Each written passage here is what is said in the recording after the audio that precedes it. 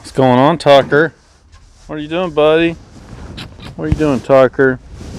Hey guys, the wind has been crazy out here today. We've had wind gusts of around 50 miles an hour today. Lots of trees down on my road on the way home. So we're just out here, Tucker and I, waiting for the brown truck to show up, the brown Santa, because he's bringing some wheels, supposed to be bringing some wheels today for the Gladiator. I finally decided on a new setup, and I'm going to show you guys what I decided to go with here in just a little while. Hopefully it's going to look really cool. All right, so we got some boxes. Let's open one up, see what's in here. Now these are the Tactik branded wheels that I got from Tactik. And ooh, this one is the T741. Got a nice matte gray finish, fake beadlock, because obviously I don't need a real beadlock, but it does add a little bit of character to the wheel. Cool looking center cap there. And I should have, in that little box right there, a lug nut kit, because you do have to use the spline drive lug nuts on these. But that's a pretty nice looking wheel. And like I said, I think with the gray on black, it'll kind of accent, you know, the gray fenders and the black trim that are on these sport models. I think it'll kind of match that and blend in really, really well. So, nice. Looks pretty good. I guess I'll just go ahead and open up all the boxes and check for damage, make sure everything is good. Now, as far as sizing, like I was telling you guys, I got a 17 by 8.5. Because with the 8.5 inch width, you end up with a little bit more bulge in the sidewall of the tire, so it gives you a little bit more protection. You know, the sidewall of the tire will be out just a little bit farther than it would be on like a 9 or 10 inch wheel, and so it gives you a little bit more protection for your wheel, and I kind of like that. So the 8.5 inch width is perfect, and I got 6 millimeters of positive offset because I want to keep as much tire as I can up under the fender. I like having just a little bit outside the fender, but I don't want a whole lot of stance because I don't want to throw gravel all over this thing. That's the original reason why I got rid of the ones I had, but then I missed them so much that I decided to do it all over again. So anyway, that's the specs on this wheel, Tactik 741. And hey, I'm going to get a couple of measurements on this. The main one is I want to know how much this wheel weighs. So let's stick it on a bathroom scale and find out. All right, let's see if we can do this here.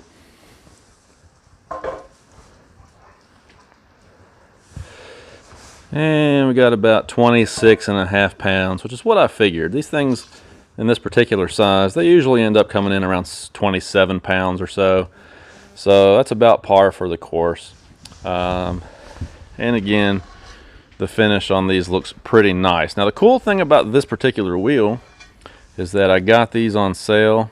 They've been on sale for a while, but these things were $99 each. And of course I got a little bit of a discount through the forum membership, and so, you know, a little under 400 bucks for a set of 4 wheels. I'm not going to do anything with the spare since the spare's up under the rear of the Gladiator. And there goes my packaging in the wind, but anyhow, not bad at all. So now obviously all we need is some tires to wrap around them, guys. So here it is. This is the tire that I picked out to wrap those Tactik wheels in.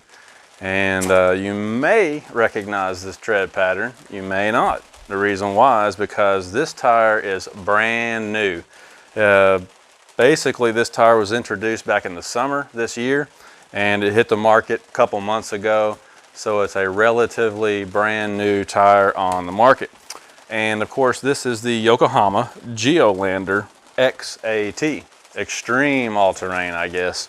The X can be whatever you want it to be, I suppose. But I think they intended for it to be extreme all-terrain because the tread lugs on this thing are massive. This is another one of those hybrid tires that's designed to kind of fill the gap between the mud terrain and the all-terrain segment. So I'm going to get the camera and get a little close-up of this tire for you.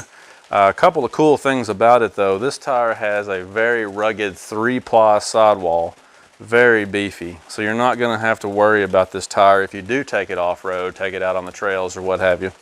It's also got two different sidewall designs. So this one they call Mesa, and it's pouring outside, by the way, so if you hear the rain in the background, I apologize. But you've got that Mesa sidewall design, and then you've got this one here, which looks kind of like spikes. They call it Summit. Again, I know the lighting is kind of bad at the moment, so I'm going to get the camera here in just a moment and give you some close-up shots of this tire. But the reason I went with this tire is because the more I thought about it, the more I decided I don't really need a full-on mud terrain. I am going to take the truck out on the trail, because I am going to take the truck out on the trails some, but the reason I got the truck is because I need a truck. You know, I need to haul and tow and, you know, drive to and from work every day regardless of the weather. So basically my Gladiator is going to spend a lot of time on the highway, and I thought that something like this that kind of bridges that gap between a mud terrain and an all-terrain might actually be better for me. This tire is also brand new. Don't have any experience with Yokohama. It's one of the few brands that I have not run before on my trucks. One of the few brands that I can't really tell you anything about, but I'm getting ready to be able to, because we're going to do a long-term review on this new Geolandar XAT. So without further ado, let me put the camera in a different mode here and get you some close-up, high-definition footage of this new tire. Okay, so first of all, I put the tire on the bathroom scales just to confirm the listed weight on this tire, and it is spot on. They listed this tire at 70 pounds, and that's exactly what I get. So it's a little bit heavy compared to other 35s. This is a 35 1250, by the way. A little bit on the heavy side, but that's just a product of those really beefy sidewalls. Yokohama wanted to make sure that this tire can stand up to anything. So 70 pounds per tire, just FYI. Now you can see what they call the Summit sidewall tread here. Got those kind of spiky looking things. I guess if you looked at it like this, maybe it would look like a mountain summit or something. I don't know where they got that name from, but there's the Summit side. Kind of cool. And if we flip it around here, there's the Mesa side. I'm going to go with the one that looks the most aggressive, and I can't really tell you which one that is right now. I'm going to have to eyeball them back and forth a few times to make a decision. I don't know. This one looks pretty aggressive, you know, but then you look at this other side over here and I don't know. This looks pretty aggressive also. So I'll have to think about that. But anyway, the cool thing is you have two options. Another nice feature of this tire is this bead protection flange right there.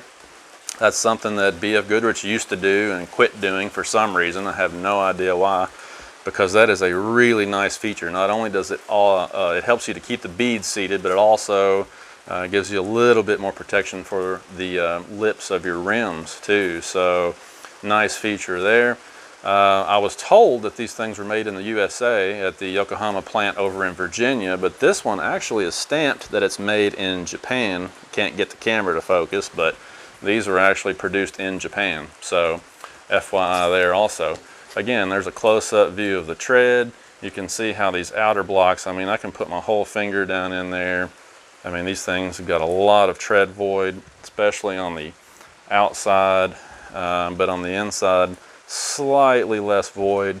This is a tire design that was intended to be really good at, you know, snow and rain and foul weather traction on the road, while keeping that big open lug out here if you do get in the mud or sand or whatever. So again, supposed to be kind of a hybrid tire, kind of cross that bridge between a mud terrain and an all-terrain, but it's kind of built on like a mud terrain carcass. That's why it's got the big 3-ply sidewall. It's real heavy. It's a beefy tire. I mean, these things feel really stiff. It's a load range E 10-ply equivalent.